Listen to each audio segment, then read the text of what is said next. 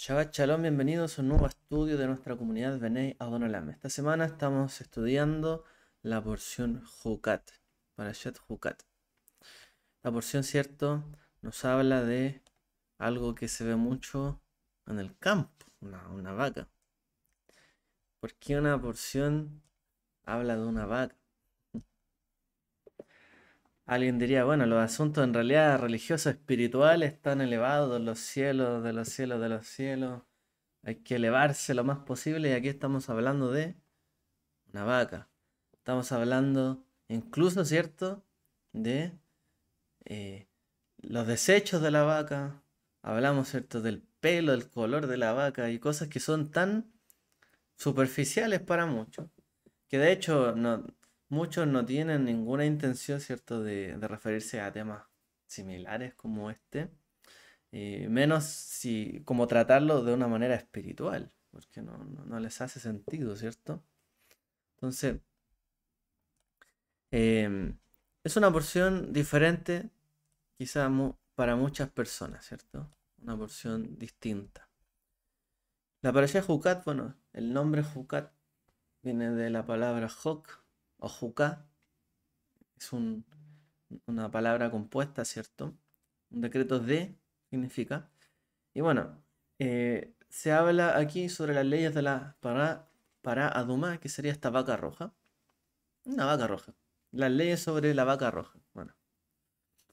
De nuevo, parece todo ser cierto tan superficial que tendrá que ver esto con lo espiritual y ciertamente tiene que ver, y de hecho, como bien sabemos, ¿cierto? Tiene que ver con la vida y la muerte. Purificar, ¿cierto? Y declarar la pureza ritual sobre la muerte de esta vaca. Bueno, más adelante se habla y se relata lo que leímos también, el fallecimiento de Miriam. Miriam dice que el pozo se secó, la gente quedó sin beber. Se quejó, se reunieron o se amotinaron contra Moshe y Aarón para quejarse. En la tercera alianza se produjo ese momento de cuando Moshe golpeó a la roca en vez de hablarle. Y tanto a Moshe como a Aarón, en efecto, se les negó la entrada, ¿cierto?, a la tierra prometida por este acontecimiento. O sea, ya venimos, ¿cierto?, de una transición y una historia de varias desgracias y tragedias, momentos difíciles para el pueblo. Y ahora también, por así decirlo, son arrastrados Moshe y Aarón, y efectivamente toda la generación que salió de Egipto prácticamente no entraría en la tierra, incluyéndolos. Más adelante Moshe solicita al pueblo de Edom pasar por su territorio solamente para ir camino a Israel, ¿cierto? Pero Edom, este Edom descendiente de, ¿cierto? Esaf o Esaú, se negó a dejarlos pasar. Más adelante muere, ¿cierto? Aarón, el otro hermano de Moshe. Y Eleazar queda como un sucesor de su padre como Cohen Gadol, Eleazar, después de Aarón. Se enfrentan los hijos de Israel con los cananeos en el sur y los vencen en batalla. Luego de la muerte de Aarón, ¿qué pasó?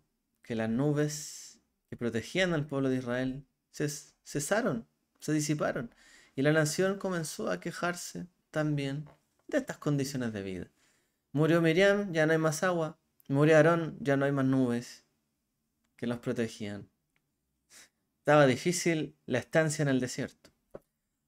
El Eterno más encima, después de esto, envía serpientes venenosas para atacar a la nación y Moshe recibe instrucciones de crear y levantar una serpiente de cobre sobre un madero, ¿cierto? En lo alto, para que milagrosamente se salvaran aquellos que la miraran, ¿cierto? Aquellos que habían sido mordidos. Una serpiente de cobre. La nación finalmente viaja a Yeshimón, al norte o al noreste del Mar Muerto, y al concluir esta porción se les niega el acceso a las tierras también de Sihón, de Og, y Moshe los conduce a una batalla victoriosa contra ellos. Es decir, como vemos acá, ¿cierto?, en este resumen, efectivamente, los hijos de Israel vencieron, prevalecieron. Sí, lo hicieron. Pero contra, o sobre todo, mejor dicho, contra sus enemigos. Pero referente a cómo ellos actuaron y cómo ellos, ¿cierto?, se comportaron para con el Eterno, bueno, el Eterno les envió castigo, lamentablemente. Entonces, podríamos decir así, frente al Eterno estaban en una condición muy mala, por todo su comportamiento. Pero por supuesto, el Eterno no iba a permitir que su pueblo fuera avergonzado y derrotado y destruido. Porque entonces sí que tendrían razón en quejarse y decir, bueno, para esto nos trajiste para ser destruidos y muertos de hambre en el desierto. Si el Eterno hubiese permitido que fueran destruidos por las naciones. Pero bueno, les va dando de a poco victoria tras victoria. Para cumplir así el fin de la palabra que el Eterno había hablado, ¿cierto? Por su palabra. Porque, por cierto, está a decir que no fue esto, ¿cierto? En mérito de los hijos de Israel, sino en mérito de los padres y en mérito de cumplir la palabra, el Eterno su palabra. Bueno, esta porción, ¿cierto? Nos habla un poco de las diferentes, ¿cómo decirlo? Del el clímax, ¿cierto? De todas estas tragedias que fueron registradas en todas las parashot anteriores, ¿cierto? Que revisamos. Desgracia tras desgracia, motín, rebeldía, quejas, etcétera. Entonces en un momento, Moshe lleno de ira, desesperación, ya harto, ¿cierto?, de todas estas situaciones, desobedece al pie de la letra la palabra del Eterno, de hablarle a esa roca y extraer agua de ella. En su lugar, levanta un bastón y la golpea varias veces. Este acto produce agua, sí, saca agua, pero confirma que ni Moshe ni Aarón guiarán al pueblo hasta la tierra prometida. Uno podría decir, bueno, ¿y qué comparación tiene, cierto? Golpear una roca en vez de hablarle, versus toda la queja y rebeldía de todos los hijos de Israel frente al Eterno. Porque los hijos de Israel hicieron cosas bastante meritorias para no entrar, pero Moshe solo esto, y aún así no entró. Qué difícil, ¿no? Bueno, vimos, cierto, que en un momento cuando la palabra del Eterno y la profecía se apoderaron de los jefes de las tribus de Israel, ¿cierto? Y sus cabecillas, salió el Dad y Medad, ¿cierto?, a profetizar. Y de hecho, le hicieron indicando que Moshe iba a morir en el desierto. Y que Yehoshua, su sucesor, iba a guiar al pueblo a la tierra de Israel.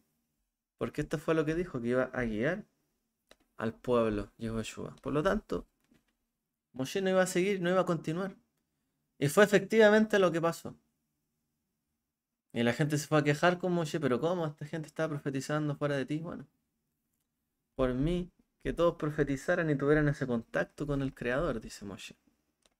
Bueno, hay cierta discusión entre los comentaristas de saber por qué en realidad Moshe fue castigado tan severamente. Lo hemos hablado otros años también ahí. Hay razones y razones. Pero hay un análisis, ¿cierto?, sobre esto. Y es el próximo libro, el próximo Sefer, que es Devarim. En este libro, ¿cierto?, aparece una extensión de todo esto. Y hay un breve análisis y autorreflexión de qué se hizo, qué no se hizo. Sobre todo el Eterno recalcando lo que hay que hacer. De hecho, el propio Moshe parece indicar que de alguna manera fue para beneficio del pueblo de Israel que esto así ocurriera. De hecho, es muy similar en este sentido a lo que dijo nuestro maestro. A ustedes les conviene que yo no esté y que me vaya, porque les voy a dejar el consolador. Para Moshe fue algo similar al parecer. Bueno, a ustedes les conviene que yo no siga con ustedes, porque voy a colocar, ¿cierto? El Eterno va a colocar a alguien más. En este caso era Yehoshua, que le transmitió, ¿cierto?, también, ¿qué cosa? Al Espíritu. dice la escritura de Moshe, el Espíritu de Dios, ¿cierto? Él recibió el Espíritu en esta sucesión y pudo conducir en victoria tras victoria al pueblo de Israel. Pero con Moshe ya estaba haciendo esto, queja tras queja, sufrimiento tras sufrimiento, plaga contra el pueblo de Israel. Pero llegando, ¿cierto?, el Espíritu a Yehoshua, fue victoria tras victoria. Entonces, Yeshua, no, Mesías, ¿cierto?, nos dice algo similar. Les conviene que yo me vaya. Quizás si él hubiese seguido, las cosas hubiesen sido de otra forma. Los discípulos todavía se hubiesen engañado, hubiesen buscado alternativas de hacer las cosas. Pero una vez que recibieron los discípulos de Yeshua el Espíritu del Mesías, el Espíritu de Dios, se armaron, ¿cierto?, de valor, y cada uno de ellos tomó el rol que tenía que tomar, el rol que tenía preparado. Entonces, mientras el líder, o Moshe, estaba, muchos, ¿cierto?, quizás se retraían de tomar el rol que el Eterno les quería dar y prestar, y por el cual estaban siendo preparados. Pero cuando ya no está el líder, ¿cierto?, que los preparaba, bueno, cada cual tiene que tomar el rol que le corresponde. Y allí, ¿cierto?, está la ganancia, el crecimiento, la victoria y el avance.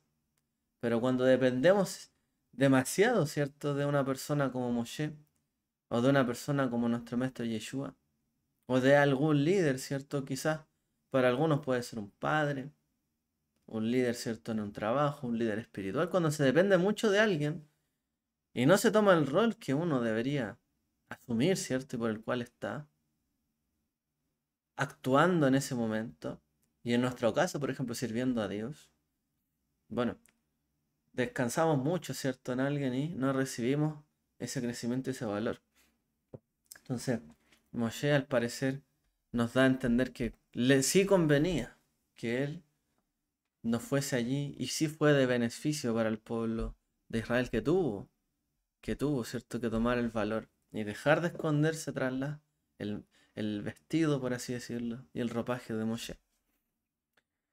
Bueno, Moshe aparentemente ya no podía seguir siendo el líder de Israel cuando entraron en la tierra de Israel, pues se encontraron en circunstancias totalmente diferentes a las cuales, ¿cierto?, estuvieron durante el periodo del desierto. Fue diferente cuando entraron en la tierra de Canaán a cuando estaban en el desierto. Sin duda, toda la vida de Israel posterior a esto, ¿cierto?, tomó un rumbo diferente, y hubiese tomado incluso un rumbo más diferente si es que Moshe hubiese logrado vivir y guiar al pueblo de Israel en la tierra de Canaán, prometida, ¿cierto?, a Abraham, Isaac y Jacob. Pero la voluntad del Eterno, del cielo, siempre se aplica y ciertamente crea circunstancias y narrativas en las que nosotros como personas comunes tenemos que desenvolvernos y de alguna manera triunfar. Siempre las cosas, a ver, nunca las cosas son totalmente fáciles de abordar, pero nosotros, donde sea que hayamos nacido, hayamos sido puestos, etcétera, tenemos que lograr tener la victoria y triunfar. Eso es algo importante. Tenemos que desenvolvernos donde el Eterno nos puso y tenemos que triunfar en ello. Moshe tenía que triunfar en transmitir, ¿cierto?, la voluntad del Creador, al cual habían olvidado prácticamente. Solo se recordaron de él al clamar cuando los egipcios los afligían. Pero aquí tenía que establecer no solamente que recurrieran ante él por un clamor en el caso de vida y de muerte, sino que supieran quién era el Eterno, Hashem, su Dios, qué él quería de ellos, cuál era su voluntad, y que tenían que seguir, ¿cierto?, esta voluntad. Bueno, ya en el desierto era esto la misión: transmitirla a esa y la siguiente generación, porque esa generación iba a perecer. Pero bueno, siempre hay un objetivo. ¿Qué es lo que vemos también en esto? Un efecto de la acumulación de comportamiento. A ver, ¿Qué decíamos con esto? Moshe no fue castigado ni fue golpeado, según Maimónides, por ejemplo, por golpear la roca simplemente, sino que este fue como el último acto que había cometido. Es como la copa que rebalsa el vaso. Y fue la última falta de toda su carrera. Cuando una persona va a triunfar, por ejemplo, háganse la idea de una carrera. Una persona puede correr toda la carrera, 100 metros. El metro 1, 2, 3, 20, 30, 40, 50, 70, 80, 90. Pero si del 90 al 100 comete un error, se tropieza, se cae, puede ser que ni siquiera llegue a la meta. Puede haber caminado todo el recorrido, haber hecho todo bien, pero puede que no llegue. Por ahí me acuerdo haber visto hace poco una chica que iba corriendo, que se cayó, pero se dio una voltereta en el suelo y se lanzó hacia la meta. Y logró ganar.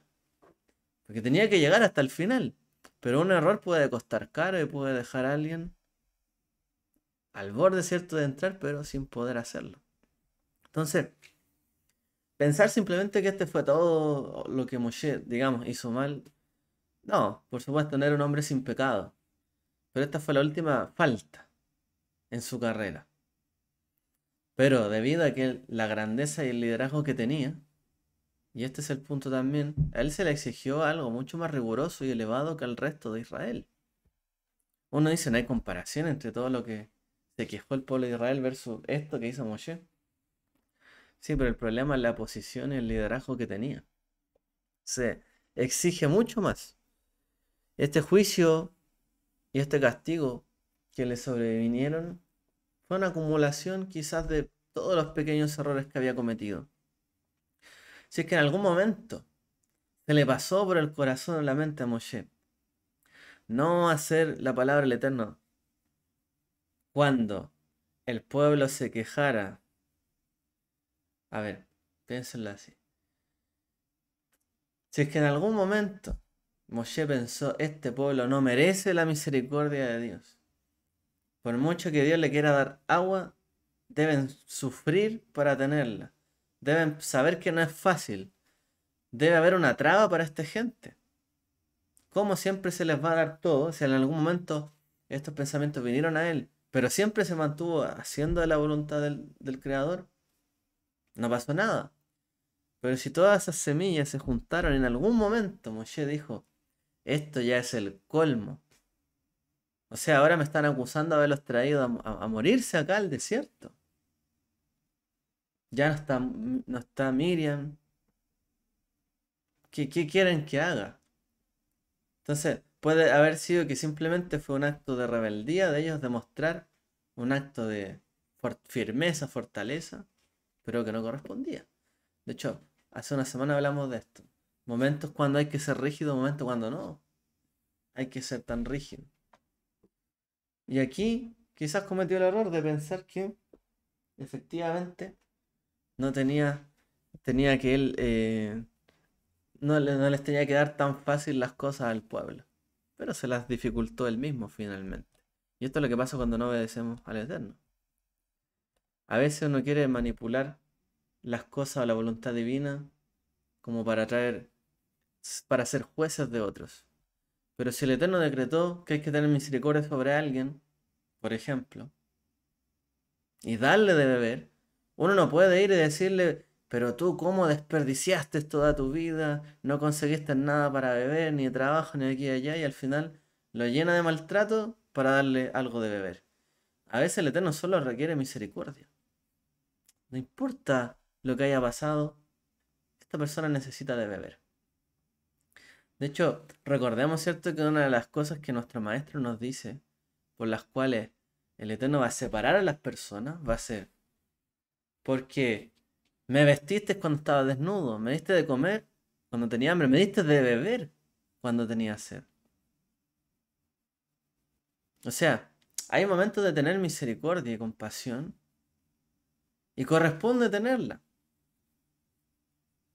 Pero alguien podría llegar y decir, no, él no merece beber, tiene que sufrir, tiene que entender que esto cuesta. Entonces va y le da de beber y le cobra más encima. No sé, piénsenlo así. Entonces hay momentos que están decretados para la misericordia y a lo mejor no se actúa así, o para la bondad. Y uno quiere recriminar primero a las personas antes de ofrecerles una mano auxiliadora. Quizá a Moshe se le pasó algo así por la mente. Y esto fue una acumulación de pensamientos, de cosas, de actos que a lo mejor él intermedió, como fue prácticamente un intermediador entre el pueblo y Dios, pudo haber ingresado en su corazón el que tenía a lo mejor el derecho de también él juzgar al pueblo. Pero Moshe estaba haciendo de juez, ¿sí? En muchas cosas, pero cuando la palabra del Eterno lo respaldaba, él era juez. Pero en este caso la palabra del Eterno fue clara, específica y él la desobedeció. Entonces, sí, es una línea divisoria, una línea muy fina que se puede llegar a traspasar. Sobre todo cuando acumulamos pequeños pensamientos de equivocados. En algún momento se actúa así y repercuten gravemente. Entonces, si en realidad intentamos comprender cuál fue la transgresión tan grande y si el castigo correspondía equivalentemente con el pecado de Moshe, siempre falta algo que explicar. O sea, tratamos de dar una explicación que satisfaga esta situación y esta lógica. La lógica de cómo nosotros interpretamos la justicia. Pero la lección final de todo esto es que el juicio del cielo, el juicio de Dios, siempre permanece fuera de nuestro escrutinio y comprensión. Usted puede creer de todo, que esto debería ser así, que esto allá, que Dios es bueno y por eso Él hace tal y tal cosa. Y usted se despierta a los ojos al otro día y ha ocurrido una desgracia. Y uno dice, pero ¿cómo Dios permitió esto? Siempre el juicio y el escrutinio de Dios está mucho más allá, ¿cierto? Y el juicio del cielo de lo que nosotros creemos y pensamos. No podemos creer que porque tenemos conocimiento, aptitudes, revelaciones, respaldo, lo que sea, somos realmente los jueces de todo, ¿no? El juez último es nuestro Padre, que está en los cielos, y todo está en sus manos. Lo que Él ha puesto en nuestras manos podemos moverlo, trabajarlo, etcétera, pero lo que está en sus manos y Él lo ha decretado, no hay nada que hacer. A Moshe se le advirtió al principio que a pesar de su grandeza y su santidad, y aunque quizás ninguna otra persona había alcanzado los niveles de profecía de Moshe, y muchos quizás no llegamos a comprender toda esa altura que él consiguió comprender, el juicio último de todo es del cielo, de Dios. Por mucho que uno quiera tener, y uno diga todo, siempre consigo lo que quiero, por lo tanto lo que yo quiero, eso se hace. No, en algún momento se va a dar cuenta que no es así. No es que yo hago tal y tal cosa y siempre ocurre esto y está todo bajo control. En algún momento las cosas no van a estar bajo control.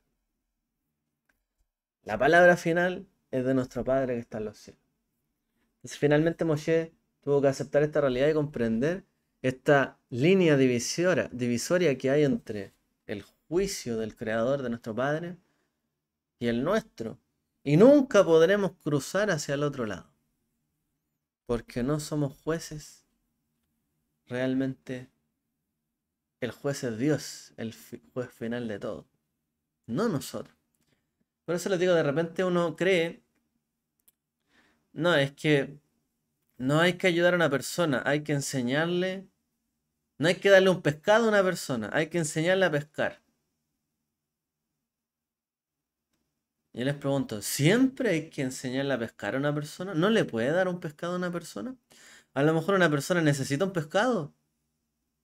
A lo mejor está muriendo de hambre. ¿Le va a enseñar a pescar mientras se muere de hambre? Pero alguien puede creer, no, la gente tiene que moverse y hacer cosas, pero que hay gente que a lo mejor no se puede ni mover y hacer algo para alcanzar esa posición. Hay gente que puede tener un problema mental incluso, un problema físico incluso, y no poder realizar algo por sí mismo, un bloqueo, qué sé yo. Entonces siempre es que, no es que a la gente hay que enseñarle a pescar, pero hay gente a la que hay que darle un pescado. Esto es lo mismo, Moshe, no es que el pueblo tiene que entender que no puede llegar y quejarse así ante el Eterno y pedir agua y que salga como si nada. Hay que mostrar la firmeza, la rigidez. El pueblo probablemente se estaba quejando con razón. ¿Quién puede sobrevivir sin agua tanto tiempo? En un desierto. No era una petición tan loca. Necesitaban agua. Por eso les digo que a veces uno es muy rígido y tiene un juicio siempre de pensar de esta forma. Pero el juez final es Dios. Uno de repente puede tener un familiar al que siempre lo juzga por X cosa. No es que siempre hace esto, esto, otro, y uno no puede poner las cosas así o hacerle de tal forma o tan fácil. Y se las traba, pero a lo mejor en algún momento necesita de verdad su ayuda y su mano, un gesto. Y no sirve de nada todo lo que diga o deje de decir. Simplemente es el momento de hacer una ayuda bondadosa, de tender la mano, de escuchar a alguien. No lo sé. Entonces, ojo con esa rigidez. A veces podemos estar muy equivocados y realmente causar un daño y dar el mensaje equivocado. Porque al momento de misericordia el mensaje es que sí, hay alguien que se acuerda de ti, así como yo me acuerdo de ti, Dios también se acuerda de ti.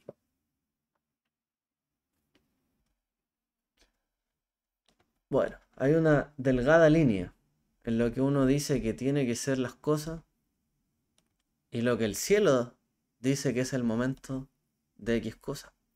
Entonces, ojo con esto.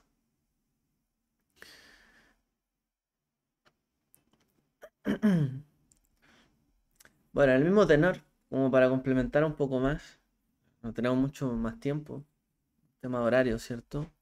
Vamos a ahondar un poquito más en esto. Hagámonos un par de preguntas acerca de esta porción. En Pesaj se dice, ¿cierto?, que hay cuatro tipos de hijos que preguntan. El hijo sabio, el que no sabe mucho, ¿cierto?, etcétera. Hay una contraparte.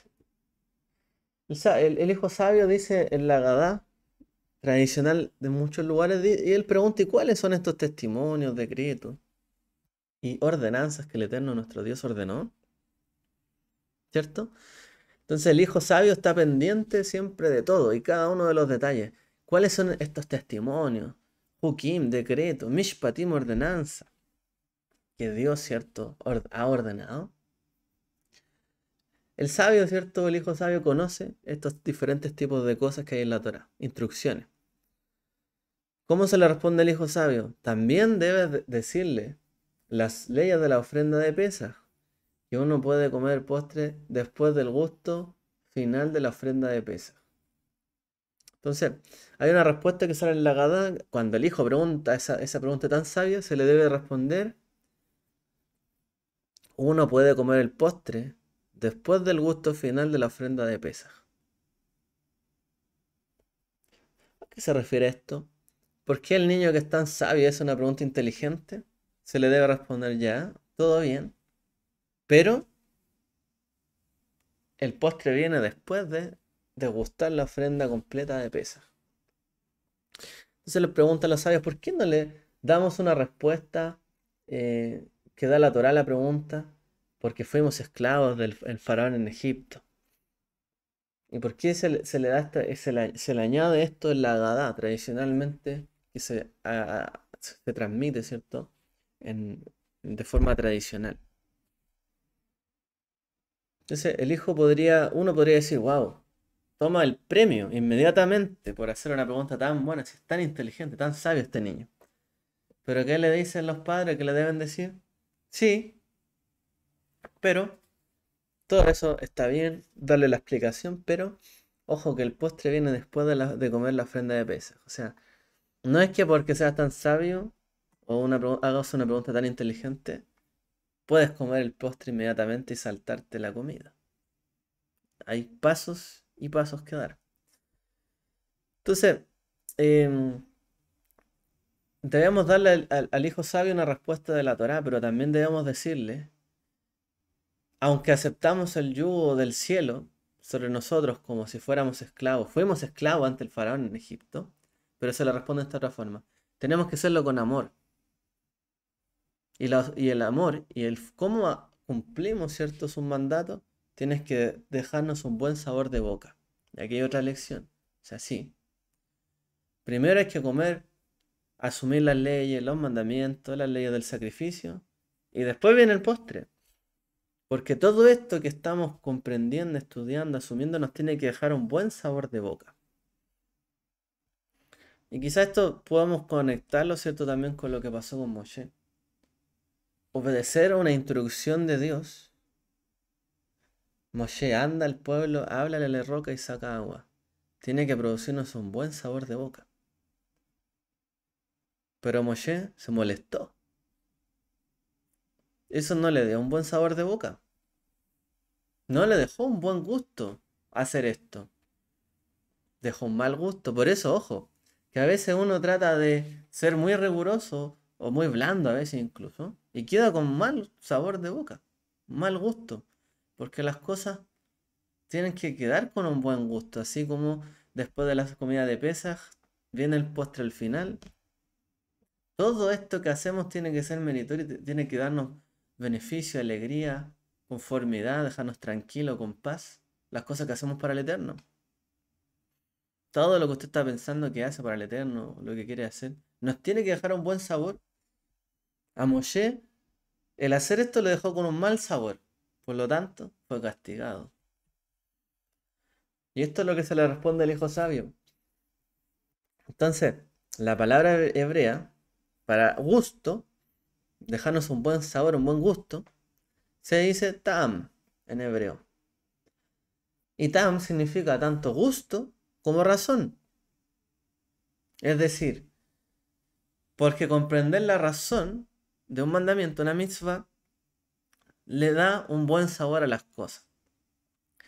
Comprender, entender la razón, la raíz del mandamiento. ¿Por qué hago lo que hago? ¿Por qué Dios me instruyó esto? Darle un sentido, una razón a las cosas nos deja con un buen gusto de boca. Aun cuando, por supuesto, que la profundidad del conocimiento que tiene el Eterno es mucho más alta y mayor y el propósito, etcétera. Pero aún así, cuando uno le da un sentido, una razón a lo que hace para él, nos deja un buen gusto de boca. Nos deja un buen sabor. Y esto es lo que tenemos que buscar, ¿cierto?, cuando cumplimos su mandamiento. No podemos quedar amargados por cumplir su mandamiento, ni enojados, ni exasperados. ¿Qué sentido tiene esto? Les vuelvo al caso a lo mejor siempre hay que enseñarle a alguien a pescar. A lo mejor una persona necesita una ayuda. Y solo que necesita un apoyo, está muerto de hambre y uno va y quiere enseñarle a pescar y la persona se va a negar rotundamente porque solo quiere comer algo, tiene hambre, no tiene energías. Y se va a pelear con él porque, no quieres aprender a pescar, no hay pescado. No sé, de repente hay situaciones y situaciones. Ahora, ¿qué pasa con los Hukim? Porque esta para allá se llama Hukat. Y los Hok, dentro de las instrucciones de Dios, ¿cierto? Son aquellas que no tienen una razón específica, de las cuales desconocemos su razón. ¿Cómo? Porque tiene que ser una vaca roja. ¿Por qué? ¿Qué sentido tiene que sea una vaca roja? No entiendo. ¿Quién puede entender esto? ¿Qué pasa con estas razones que no entendemos los Hok? Bueno, los sabios también nos dicen, cuando apreciamos adecuadamente la mitzvot en general, en su conjunto, el mero hecho de servir al Eterno, incluso de formas o de maneras que no entendemos bien, y cosas específicamente que no las comprendemos, también nos dejará una buena sensación y nos dejará un buen sabor de boca. O sea, cuando entiendo los mandamientos en general, que el mandamiento en general viene de Dios, y si viene de Dios es algo bueno, Y si viene de Él, hay profundidad en esto que Él nos pidió. Hay entendimiento, hay algo que es bueno, que... Si simplemente yo digo, bueno, no sé por qué es esto, pero Dios lo dijo y tiene que ser bueno. Y por lo tanto, el hecho de poder servir a Dios, que me dijo esto, que no lo entiendo, pero solo el hecho de poder servirle me trae un buen sabor y una sensación de boca. Y eso también es clave, porque hay muchas cosas que no entendemos, ni conocemos. Pero si las hacemos entendiendo que, bueno, como cuando un niño tiene que recibir una instrucción de sus padres, de su madre, ¿cierto? Y no entiende a veces por qué y se niega, no, pero ¿por qué? Porque cuando uno es niño es bueno para criticar y cuestionar, ¿cierto? Las instrucciones. Uno no entiende. Y le dicen algo, no, no hagas esto, pero ¿por qué tengo que hacerlo? ¿Por qué no lo voy a poder hacer? Bueno, uno se cuestiona mucho, ¿cierto? Cuando es niño y es pequeño. Y la gente a veces tampoco supera estas discusiones internas cuando grande, sigue cuestionándose grandemente cuando le piden algo o le dan alguna instrucción. Pero, bueno, solo el hecho de servir, agradar a mis padres, hacerles caso, estar en paz con ellos. No entiendo por qué, pero bueno, lo voy a hacer. En otro momento quizás me van a dejar hacer esto otro. Bueno, eso nos produce una buena sensación. Eso es ser un buen hijo, ¿cierto? Entonces a veces uno no tiene. Y ojo que después pasa al revés. Cuando los padres ya son muy mayores, quizás también piden cosas que el hijo después dice, pero ¿por qué me pide esto? No entiendo. ¿Qué sentido tiene? Me está diciendo algo ilógico. Entonces el niño decía cuando chico, bueno, esto es algo ilógico, entiendo. Y después los padres, cuando ya son mayores, piden cosas que los hijos no entienden. ¿Y qué hacen algunos? Ah, déjenlo ahí. Está mal, ya se le olvidaron las cosas. ¿Por qué tiene que hacer un buen hijo? Bueno, ok, ceder, ¿cierto? Si cuando uno fue niño también le cumplieron muchos caprichos. Bueno, ellos también tienen, nos tiene que dejar un buen saber de boca, ¿cierto? El hecho de poder ayudar, ¿cierto? Apoyar a nuestros padres, como también cuando un niño le tiene que dejar un buen sabor de boca cuando obedece a sus padres. Si no, ¿cierto? No estamos bien en nuestras relaciones. Y esto es lo que tenemos que entender de esta acción de Moshe, que hoy día estamos reflexionando. ¿De verdad Moshe le dejó con un buen sabor de boca alzar su brazo, golpear la roca que el Eterno le dijo, háblale, háblale, como si fuera quizás tu hermana Miriam, háblale? No, golpearla. Y no una vez, dos veces. Claro, brotó mucha agua. La asamblea, los animales bebieron.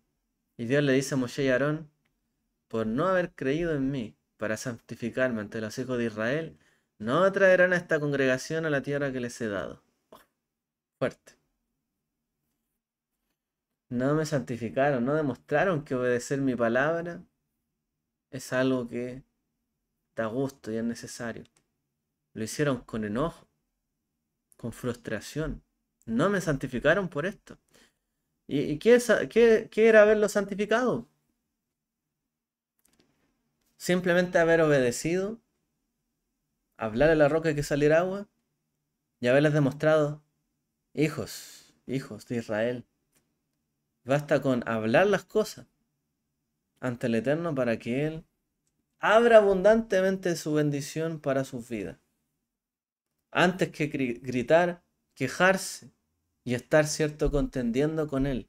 Hijos, basta con hablar con la roca, porque Dios dice, Él es la roca. Basta con hablar con Él, pedirle las cosas que necesitan, saber que Él está para ustedes solo con hablarles. Pero no, la golpearon la roca. Fueron duros, críticos contra Dios y Moshe contra él también. Quizás el ejemplo era otro el que quería dar, similar a lo que estamos hablando, pero no ocurrió así. Entonces, Rashi dice, si hubieras hablado a la roca y ella hubiera dado agua, ya habría podido santificar ante la congregación. Porque habrían dicho, y él añade Rashi, Si esta roca que no puede hablar ni oír y no necesita mantenimiento, cumple con el mandato del omnipresente, ¿cuánto más también tenemos que hacerlo nosotros? Es una roca que no habla, no se mueve, no hace nada. Está ahí. Y Dios da un mandato y saca agua. ¿Y de dónde va a haber agua en una roca? ¿De dónde? No tienen agua las rocas. Tienen minerales, de hecho. Y de hecho, si saliera agua de rocas, sería agua con metales pesados probablemente, con minerales. Sería un agua dañina. Nada que ver con un agua dulce. Ah, pero si la palabra, si solamente uno obedeciese la palabra de Dios como esa roca inanimada lo podía hacer, bueno, cuánto más, ¿cierto? Nosotros tenemos que hacerle caso. Entonces el ejemplo era otro el que quería colocar y finalmente Moshe y Aarón hicieron de esto algo duro. Cuando quería el Eterno mover el corazón de los hijos de Israel. Bueno, otro sabio pregunta, ¿no fue el nombre de Hashem santificado cuando la roca dio agua, cuando se le ordenó? Ya que eso sucedería cuando Moshe le habló a la roca. Perdón, eso iba a suceder cuando la roca, cuando Moshe le hablara a la roca. O sea, se le ordenó y lo hizo la roca. O sea, no fue Dios santificado en ese acto. Ya el hecho de que una roca saliera de ella agua era suficiente para santificar el nombre de Dios. ¿Por qué no lo fue? ¿Por qué el Eterno dice, porque no fui santificado? Bueno, más adelante se lee. Entonces Israel cantó este cántico. Sube, oh pozo, anúncialo. Pozo que cavaron los príncipes, que excavaron los nobles del pueblo, por medio del legislador con su vara. Un regalo del desierto. O sea, al final de la Torá aparece este cántico. Sube, pozo, anúncialo. Que cavaron los príncipes, que excavaron los nobles del pueblo, por medio de un legislador con su vara. Un legado del desierto. Entonces pregunta otro sabio, bueno, ¿por qué los hijos de Israel no cantaron esta alabanza del pozo cuando el Eterno a través de Moshe sacó agua de la roca en este pasaje? O mejor aún, bueno, cuando Moshe golpeó esta roca y salió tanta agua, ¿cierto? Como dice la Torá. Porque apareció un pozo, por así decirlo, en el desierto, que era esta roca, por primera vez en 40 años que llevaban en el desierto casi. O sea, primera vez que aparecía un pozo, que era en realidad esta roca. ¿No tuvieron que haberse alegrado en ese momento y cantar un cántico al Eterno? Dice este sabio. De hecho, ¿por qué se le ordenó a Moshe golpear la roca? O sea, ¿por qué no se le ordenó golpear o hablarle a una roca 40 años antes para que tuvieran agua en el desierto? Y ahora eh, de hecho, Moshe pudo haber golpeado una roca todos los años anteriores y ahora se le prohibió golpear la roca. Bueno, se explica cuando Moshe golpeó la roca y esta brotó agua. En el caso de Shemot, los israelitas no alabaron al Eterno, quizás porque pensaron que era algo natural. Porque hay otro caso, ¿cierto? Similar, donde Moshe sale agua de la roca. A lo mejor la gente dijo que era algo natural. Por eso el Eterno no quería que Moshe volviera a golpear la roca, dice él en esta ocasión. Quería que Moshe le hablara como si no hubiera duda de que había ocurrido un milagro.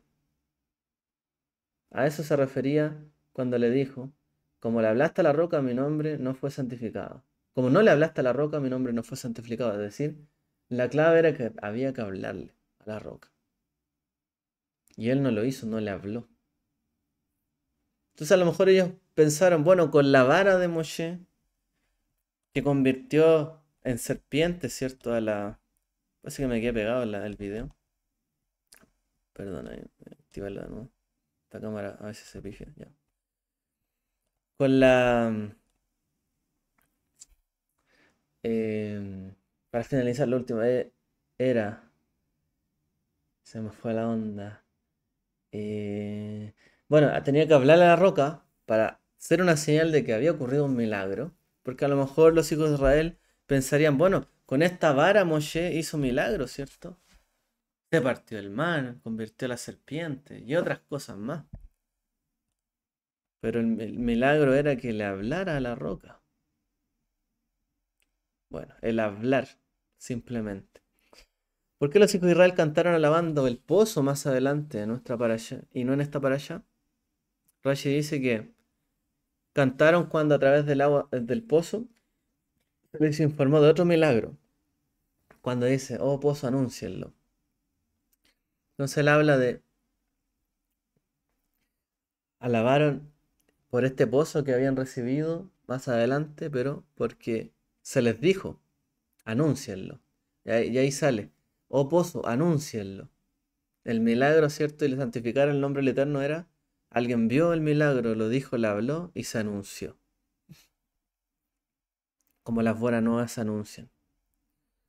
Bueno, los propósitos de los milagros o de santificar el nombre del Eterno es elevar nuestro nivel de admiración hacia el Eterno. Porque esto era un milagro lo que iba a ocurrir. Hablarle a la roca y que saliera agua. Y el propósito de este milagro es elevar nuestro nivel de admiración al Eterno. El propósito final, de hecho, de todo nuestro esfuerzo es admirar cada vez más al Eterno, por su profunda sabiduría, misericordia, conocimiento y todo. Reconocer toda su grandeza. Y es nuestra obligación, al igual que nuestros antepasados en el desierto, reconocerlo y elevar nuestra admiración por él. Por eso finalmente todo esto que produjo, un quiebre, un recelo, pero alguien quedó admirando más al Eterno por todas las cosas que él hace. No, el pueblo seguía en una actitud de rebeldía, porque hasta Moisés se contagió. No santificó el nombre del Eterno, que el pueblo alabara y loara por ese acto de que saliera agua de la roca como si fuera un pozo. Bueno, vamos a dejarlo hasta acá con las reflexiones que hemos dado. Espero que sean de bendición para cada uno de nosotros. El Eterno les bendiga a todos. Shabbat Shalom.